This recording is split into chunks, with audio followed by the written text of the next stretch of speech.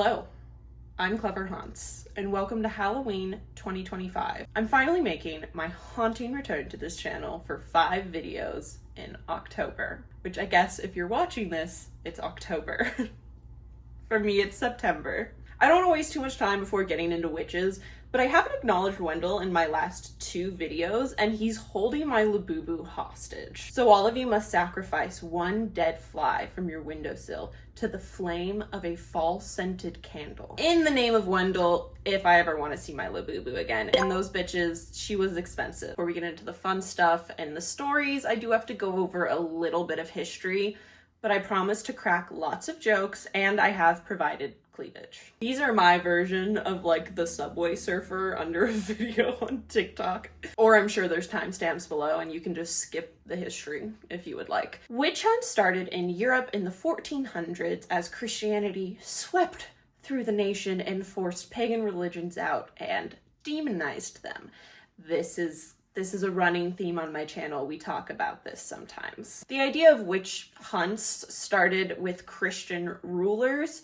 If you were against them, you were for Satan. You were against the church. You're not just against me, your king, you are against God. These monarchs and noblemen made it so that villagers would turn on each other rather on them if there was any misfortune. It created these insular villages where if there was a plague or a fire or any sort of misfortune that fell upon the village, it was because somebody was doing witchcraft, not for any other reason. Once you have found your witch, you must torture her into a confession after she could be killed or repent the name of another witch and save her own life. But now that your witch is dead, there are other problems. It is believed a witch could come back and haunt you as a revenant. But there were options to prevent this. Burning a witch at the stake was not just for torture or a painful death. It was so she couldn't come back. Any last words? Only one. Sometimes in America, they would just hang the witch and then bury her face down outside of a Christian cemetery because she might be working with Satan, but if we bury her face down, she's gonna get like all confused, like she's not gonna know how to get out. Now, I personally believe that this was more of a level of guilt that you worried that a witch might come back. Also, like, is it really a revenant? Because if you just like kill a bunch of women for no reason, their ghosts are just gonna haunt you. It's not the revenant, it's not the ghost of a witch, it's a ghost of a woman who you murdered. All of this to say, witches were feared, dead or undead. And this has led to a lot of superstition around witches' graves, a lot of urban legends, and a lot of supposed curses.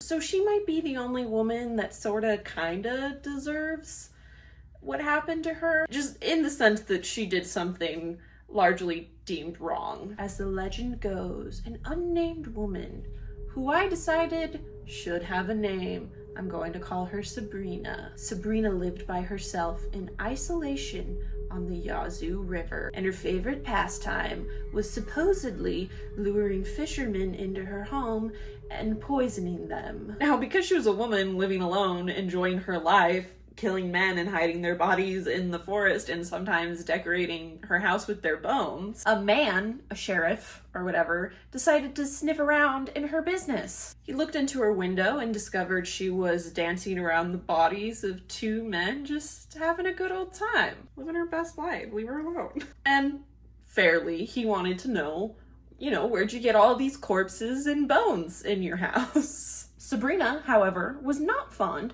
of being questioned on her private property about her possessions, so she fled. And a bunch of men who were deputies or whatever chased her into the woods, which, right or wrong, bad look for men. Don't chase women in the swamp. When they found her, she was sinking in quicksand, so there was nothing they could really do other than watch her get sucked into the mud. With her last breaths, she vowed to return in 20 years and burn the town to the ground. before being swallowed up completely. After her death, she was retrieved from the mud and buried in the Glenwood Cemetery, which does beg the question, you can pull a dead body out of quicksand, but you can't pull a live body out of quicksand? Just curious. And they wrapped chains around her headstone to ensure she could not return. 20 years later, to the day, a great fire arose in Yazoo City and burned 200 homes and businesses to the ground.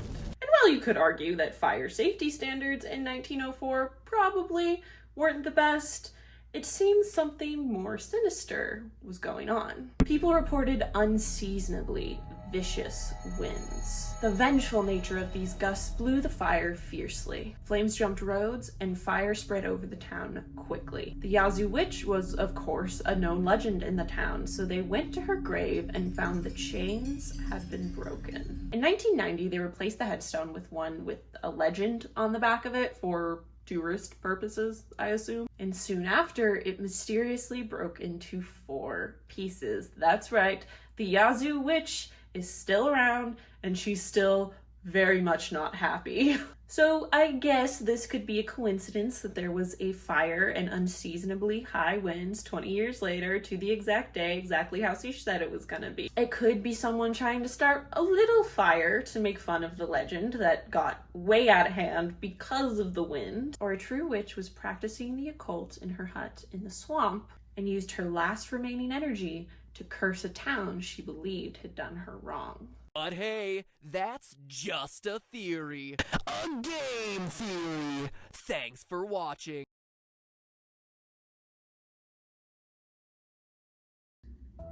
North Pepperell, ghost town of Massachusetts. Abandoned, haunted, creepy.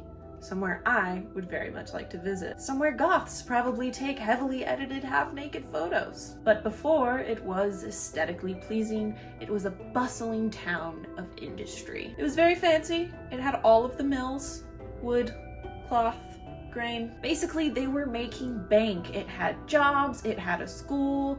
It was the best you could ask for in the 1800s. But in 1812, a strange woman moved into town. Accounts differ on whether she had a name or not. Some say that her name was Miss Lovejoy.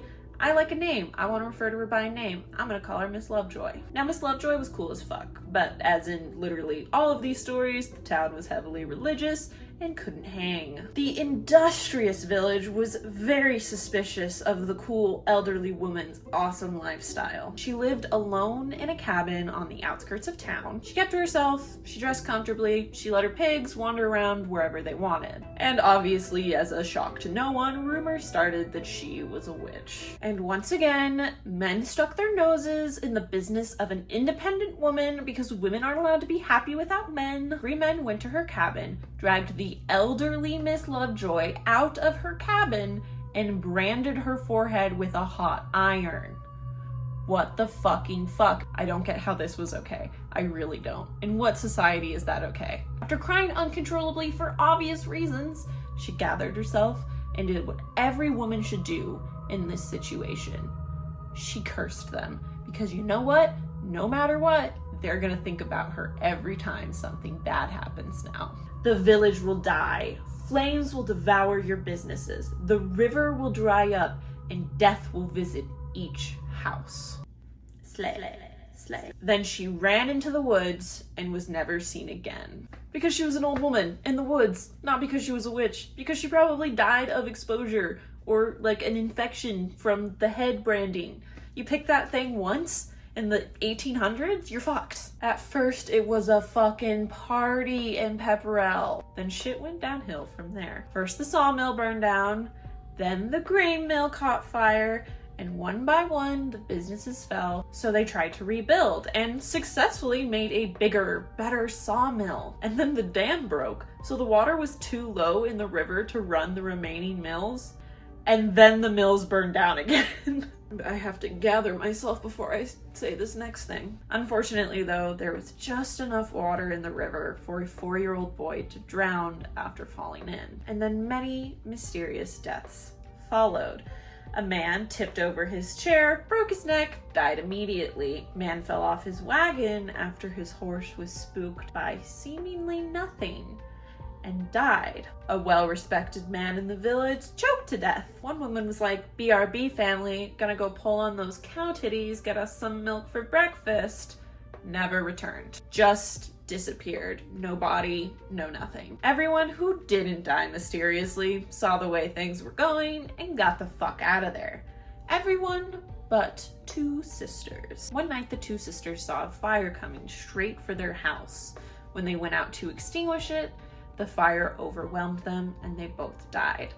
However, only one of their bodies was ever found. Either way, that was the end of North Pepperell.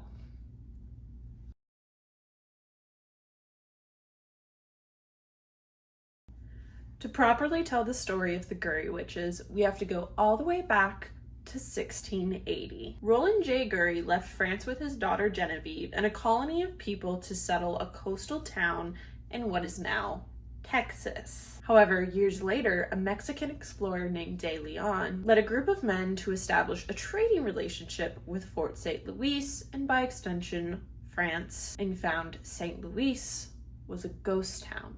The only remaining colony members being Roland and Genevieve, both of whom refused to speak on what happened. I fear it's giving Roanoke. And rather than being suspicious of the only two people left of a now missing colony, he was like, "Roland, why don't you just show me around?" So they traveled up the Antonio River and went on to establish San Marcos. And just to get it out of the way, while there is no record of the Gerys being with this group, there are records of a Christian widower and his daughter living among De Leon and his army, so that's good enough for me.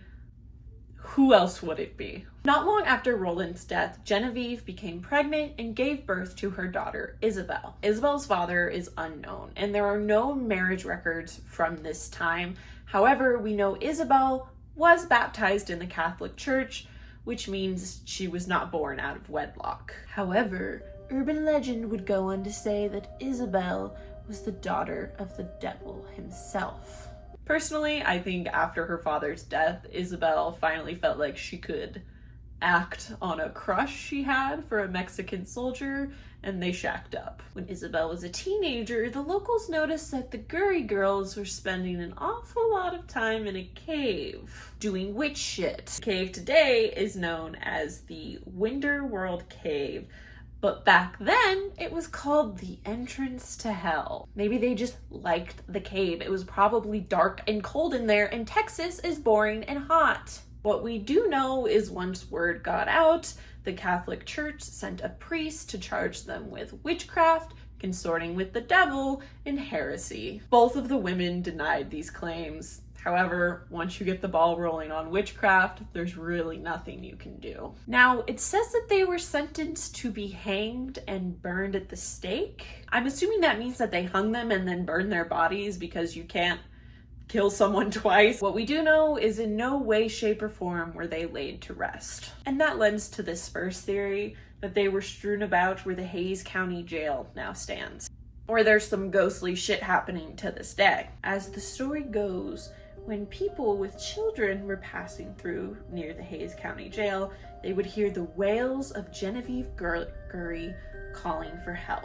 I'm not redoing that. They would tell the child to stay put while they went and looked for whoever was calling out for help, and when they wouldn't find anybody, they would come back, only to find out the child was gone. Taken by Genevieve Gery, who was on a never-ending spectral quest to find her daughter. However, there was one more really good story attached to this. In 1832, a young schoolgirl named Helen told others that she was able to make contact with Isabel Gery.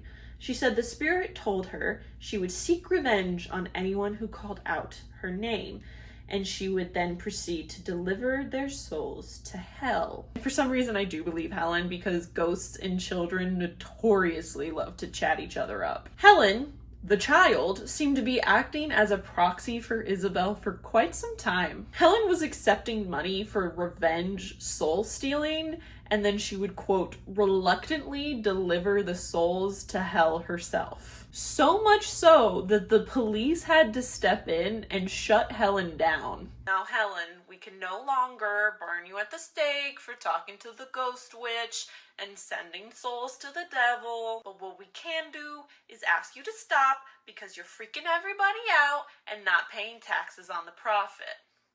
I don't know what accent that was. Felt like a fitting cop accent. To this day, there are still ghostly moans heard and people claiming to have seen or contacted the Gery Witches.